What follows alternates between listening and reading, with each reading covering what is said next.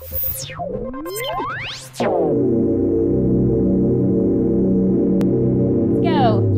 Hello and welcome to another episode of BioTalk. Once again, I am Chelsea Zimmerman and with me is Rebecca Taylor. And we are talking today about transhumanism again. You may recall we talked about that a few episodes back, specifically with how it related to sports and just performance enhancement and how that's kind of helping to, subtly creep it into our culture and make it, acceptable and okay. And we're going to kind of talk about another way that's happening in the area of popular culture. And so, we're going to talk about how transhumanism is portrayed in popular television and movies and just children's books. Yes. So yeah, let's kind of talk about that. I mean, transhumanism has been around in popular culture, in movies, for a long time now. I mean, it's science fiction, so it's, right. We've been talking about that, writing about that for, decades. But there's been quite a bit of it, it seems. It's, at least I've noticed, it's a recurring theme in your writing a lot lately is, how transhumanism is being portrayed in some, especially movies and popular television shows. So just give me a kind of, let's talk about a few of those, television shows and movies. Obviously, there are some, even within the last couple of decades. Gattaca is a popular one that I think we've probably talked about before. What are some newer ones that you've come across lately? Or actually, we were talking about one earlier that's actually I noticed it was 2009, but that's one of the ones you really wanted to bring up was the Surrogates. Surrogates with Bruce Willis. I think a lot of people didn't see it or don't remember that one, but it really spoke to me because. The premise of this story is that everybody is walking around with a surrogate body. So they stay at home. They neurally linked to some surrogate body that they've purchased, right? And no one ever leaves their homes anymore, right? So really, it seems like a really safe environment, right? Because you can't get into car accidents. Nobody gets murdered, right? Because nobody goes out, right? And eventually you see that this detective and his wife live in the same house, but they only interact through their surrogates, right? So they're not even really truly man and wife anymore. And Bruce Willis figures out that there's something amiss, and essentially he realizes that anybody who's using a surrogate, somebody's hacked the neural network or whatever, and there's a plan to basically fry the brain of everyone who's hooked up to a surrogate. Okay. Yeah. So, it's a big deal. It's a mass murder, murder on a mass scale. What I thought was interesting about that movie is a couple of things. Number one, this idea of kind of body hacking devices that are hooked up to the person. And I think that's what a lot of transhumanists portrayals don't really talk about. When you integrate technology into your body or integrate yourself into technology, the other way, there's a chance that someone may hack that system. In fact, there's a guy out there that's proven that, things like insulin pumps and pacemakers can be hacked, so, obviously this isn't something that you want to introduce into your person unless it's medically necessary. And so, you're basically leaving yourself vulnerable when and for medical devices that are necessary, that's a risk worth taking, obviously. But if you have mass scale of technology integrated into the body or the other way around, that's really dangerous. And the other thing I thought was interesting about that movie was that we find out in the end that these surrogate bodies were originally designed to help those with disabilities be able to do able-bodied things, right? To have able-bodied jobs. If they become disabled, they don't have to stop being a cop or whatever. They can continue to do those things. And then when it was applied to everyone who didn't necessarily need that technology, then all of a sudden what it meant to be human was totally different. And it changed humanity, the way that we interacted with each other. it really changed the entire landscape of human interaction, which transhumanism definitely has the potential to do. You know, a lot of people don't realize that, you know, if this is really adopted, if radical body modifications are adopted by the general population, it really will change the way that we interact with each other. Right. And I thought that was interesting because, you know, the Catholic Church is very clear that therapies, you know, using technology for therapies is fine. Mm-hmm. The minute we start taking technology and actually intervening on a normal and a healthy mm-hmm. person, mm-hmm. There's a line that's been crossed there. And Sarah gets really kind of, it subtly draws that line. I don't think a lot of people maybe right. noticed that about that. Another, it was a web series by Bryan Singer. It mm-hmm. was called H+, and it's on YouTube. You could just watch 10-minute episodes. It's mm-hmm. kind of adult. It has a little bit of adult themes in it. But he also has this idea of body hacking. And mm-hmm. in that one, everyone has a neural implant mm-hmm. that allows them to access the internet, things mm-hmm. like that, just through, you know, directly into the brain. Okay. Mm-hmm. And so you can have phone calls, you can do all this other stuff, which you would do on a tablet directly in your brain. Well, someone hacks the system, sends out a virus, and anybody who's connected to the internet, basically it stops their vital functions and they die. Mm-hmm. Anybody who just was fortunate enough to, you know, for example, be in a parking garage where there was no signal, mm-hmm. Survived. Mm-hmm. And so this idea of you know, hacking into these devices and stuff. And that's an interesting mm-hmm. one. And then he also has a series out now. I think he's doing Almost Human, mm-hmm. which is a TV show about a robot that has artificial intelligence and mm-hmm. in a society where there's just all kinds of transhumanist ideas. There's genetically engineered people, mm-hmm. You know, bodies and things like that are artificial and clones and all this other stuff. And so he's got a TV show that one is called Almost Human, mm-hmm. which I really enjoy because it actually just kind of presents some of the darker right. sides to that. So it sounds like those are some of the things that are really taking it seriously. Yeah. Are there any that you feel or that you've seen that are making it sort of just kind of integrating it into the storyline, but just like that's just a normal part of, you know? Yeah, the ones I think that really are disturbing to me are the ones that are, you know, super innocent. They seem super innocent. So obviously, you know, everyone hates me for this, but mm-hmm. Captain America is a perfect transhumanist figure. Really. Okay. Yeah. You've got a normal guy who signs up, wants to be in the army, wants to be a patriot, wants to fight during World War mm-hmm. II, right?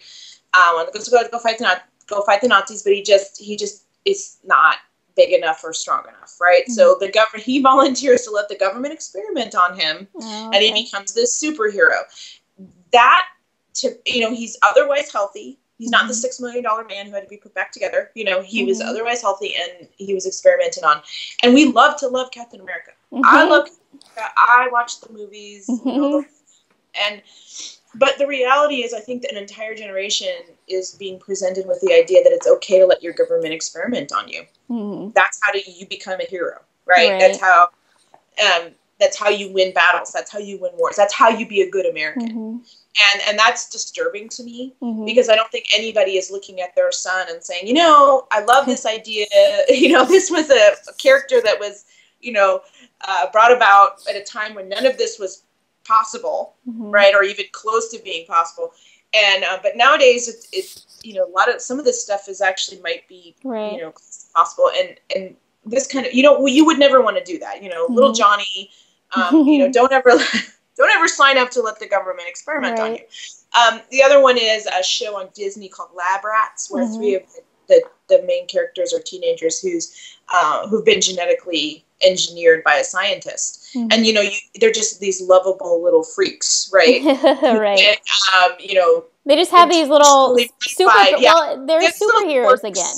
Yeah, you know, and you get to this idea where you're kind of being, as a culture I've noticed, we're mm-hmm. being kind of steeped in this idea, just very progressively, you know, just very slowly, we're like a frog being boiled mm-hmm. with this idea of modifications, mm-hmm.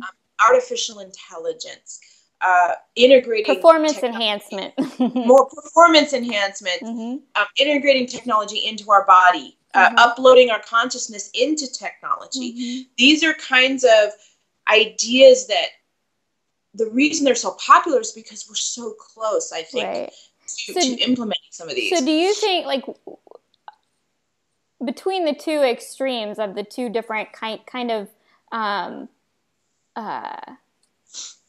transhumanist portrayals we're seeing in popular culture, so which extreme do you think we're closer to? The side that's taking it seriously, or the side that's kind of just saying, like you were saying, I mean, I think you're kind of saying that we're closer to the side that's just like, this is good and normal, and we should just, it's good to want to have superpowers, to want to be better than who you are. And so what's wrong with that? I mean, do you think that that's more along the lines of where we're headed? Right. I think the general population doesn't think about it a lot. I think they just are like, they like their superheroes. They like their origin stories. Right. And the parents especially are kind of like, oh, well, this will never happen. Right. I think if you ask children or, teenagers, I think they think this is all very possible in their minds, because in their minds, this isn't necessarily science fiction. Right. And so I think this might be one of those times where it's a generational thing where, you or I, or, people who are older than we are, kind of like, that's never going to happen. Right. My husband said, we were supposed to be flying by now, right? Right. Powers that fly. None of this is ever going to happen. There's a meme, and I've been saving it in my, I copied this picture of the hoverboard from Back to the Future, and it was like, I forget what year Back to the Future actually was, but the meme said, like, scientists, you have 10 years or something to finally create, like, we don't have hoverboards yet, that was supposed to be in the future, And so, supposedly we're going to have all these things. We don't have them, so we're always like, but I think, when we look back and see how technology really has changed so very much. I mean, I didn't have the internet when I was a kid. I mean, I can't even imagine living without it. And the things that we can do with it, it's completely changed our lives and frankly changed the way we interact with each other. So I think the younger generation right now are so optimistic that I think that in their mind, all of this is very possible. And so they're willing to take steps to get there, right? Radical steps, I think, probably more so than we are. Or they're willing to take the little steps that it takes to get to a full-blown... And so what we need then in our society then is that one guy, like in most of these movies, like Surrogates, or like I remember in The Sixth Day, which is one of my, I love that movie with Arnold Schwarzenegger. You need like that one guy, Arnold Schwarzenegger or Bruce Willis or, Ewan McGregor and Scarlett Johansson in The Island. Like these people, it's like in the movies, it's, one person figures out what's happening and can stop it. Yeah. Unfortunately, I don't think it's not that simple for us. Yeah. Well, there was that remake recently of that Arnold Schwarzenegger film, Total Recall, right? And what struck me about that one is that this guy's got a phone inside his hand, right?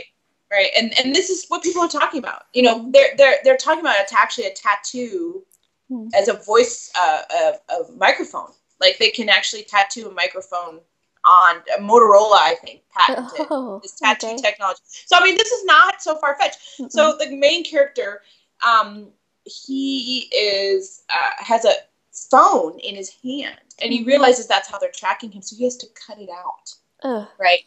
And right, so this is the thing. Everyone keeps saying this is just technology, it's just the next step. No, when you have to cut out, your phone, and it requires surgery to upgrade, then that's a line that's been crossed. It's not just some phone that you're going to turn in and get a new one, okay? Or a computer. These are not, that is not typical technology. And that's what transhumanists keep saying. Well, the pencil. I mean, if you're against transhumanism, you're against the pencil. Okay. Well, no, transhumanism is more like, chopping off a finger and making a pencil finger, and that's, it's a different idea.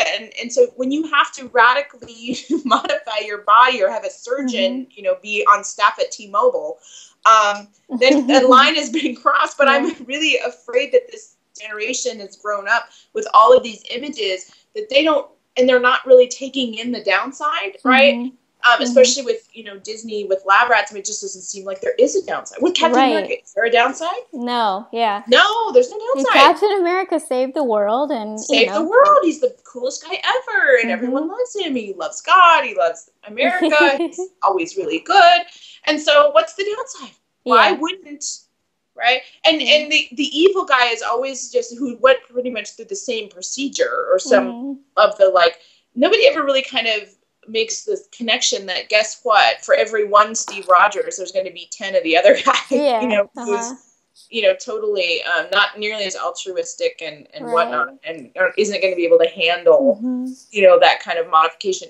So I think as a general rule we're kind of being steeped in this idea of radical body modification. The new movie by Johnny Depp, I want to see it, I haven't seen it yet. It's called Transcendence. I think that's really going to be an interesting one because that kind of tackles the whole idea of the singularity, when the human consciousness can be merged or integrated with digital technology.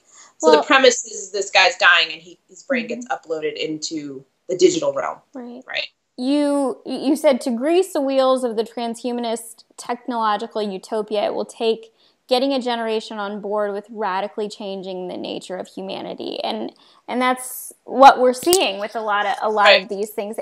And for most people, it's like you said, it's just entertainment. It's it's innocent. It's this isn't really seeping into these people in these kids' minds. We don't need to worry about it, but we do. I mean, we do, because this stuff is quite possible in the future, or is happening right now, some of it. We need to take these things seriously. I mean, look, and have a conversation. Yes. And see those moments where like that guy has to cut his phone out of his hand, and you say to your kid, hey, look, that's what happens. If you integrate that kind of technology into your body, right, this is what happens. That may have to happen. And you kind of get this idea, or just this idea of bodily integrity, right? That, God created them and loves them as they are. There's no need to upgrade. Right. Oh, another one movie I thought was really fantastic was for kids is called Robots. Do you remember Robots? With Robin Williams. It's all about these robots that are old and they stop making replacement parts. The companies only make upgrades. I'm not familiar with that one. Yeah. And so the robots that no longer can get replacement parts, they have to have upgrades. And when they stop working, these sweepers come along, pick them up, and they're going to be melted down. In other words, right, if you're just trying to fix what you already have and you're happy with what you have, that's not good enough. Right?